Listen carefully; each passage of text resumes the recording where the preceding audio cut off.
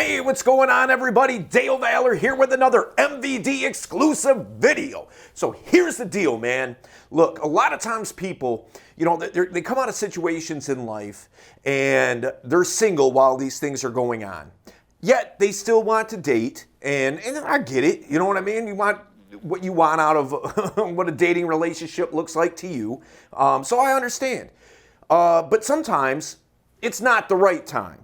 And I gotta believe that you have to ask yourself and be completely 100% honest with yourself and say, when is the right time to actually start getting back out there and start approaching and attracting the type of women into your life that you want there? And there's a few different life situations that I wanted to touch on and kind of give you a breakdown as to my thoughts as to when you should start getting back out there, dating, getting down, whatever it is that you're trying to do, man. So we're gonna hop into that right now. Let's get it. Number one, after a breakup. Okay, look, a breakup can look a lot of different ways from a lot of different angles. Meaning, maybe you were married for 20 years and you just got divorced. That's a breakup, right? Maybe you were dating a woman exclusively for a couple of months. Those two situations are gonna be vastly different. So it's a little hard to just say, do this, because everybody's situations are a little bit different, okay? But this is what I would tell you, all right, in general, is to take the time for yourself to evaluate that past relationship. What did you like about it? There had to have been things that you liked. I mean, you broke up, sure. So obviously something happened. There was a rift somewhere, but there were things in that relationship that you liked. There were things about that person that you did like, how they, maybe it was the way they treated you in certain situations. Maybe it was the way they were spontaneous. Maybe it was sexual. There's the list goes on and on and on of what it could be. There were also things that you didn't like. You didn't like that she cheated on you.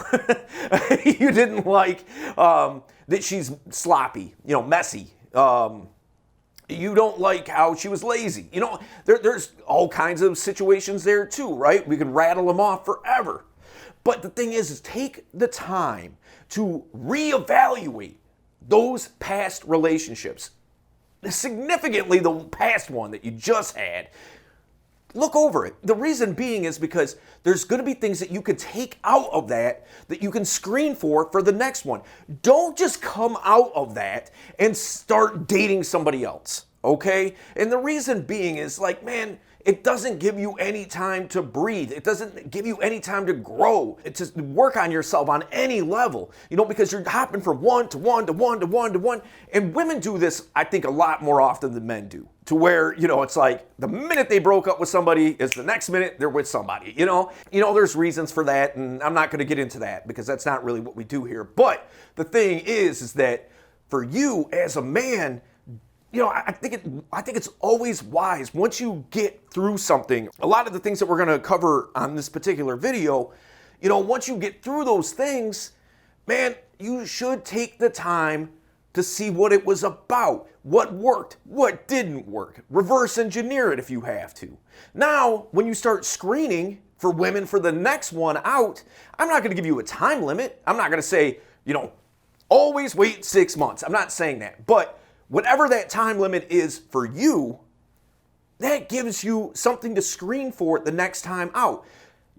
This woman here, she's nice and everything, but she reminds me of my ex in a lot of ways. Now that you know that you don't like that for sure, because you've experienced it, don't start a relationship with her. If you're trying to hook up, that's one thing. But if you're trying to get into an actual relationship with this person, I think it would be a bad move because you're just reliving past experiences, So don't do that. All right, we're going to get in number two. Let's get it.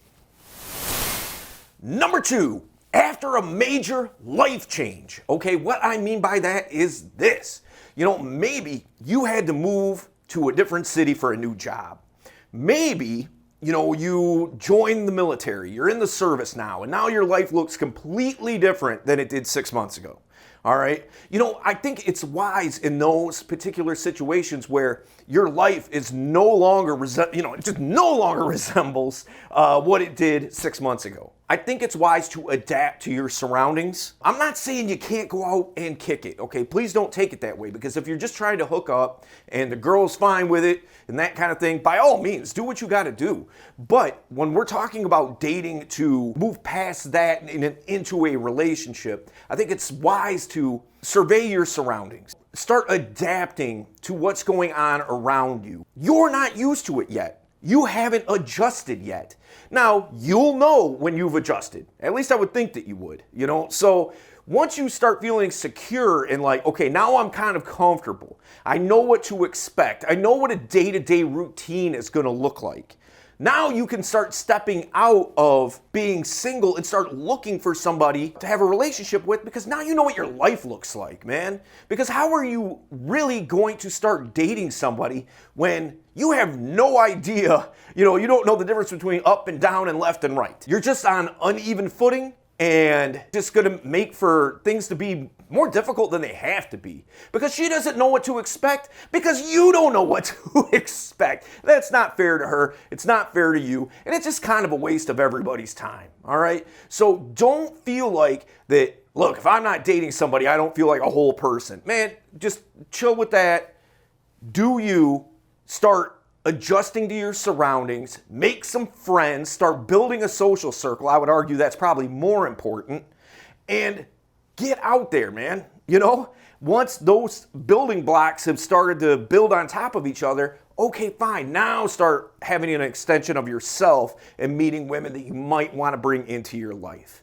Okay? And as a matter of fact, in the comments, what I would like to know from you guys is, how did you know that you were ready to start dating? Was there a certain thing that happened? Was there, you just, nah, hey, I'm comfortable. I feel good about this. I think I can get out here and start dating. So there's all kinds of different ways to know. And I'd like to know from you guys, what was it for you? All right, we're going to get number 3. Let's go.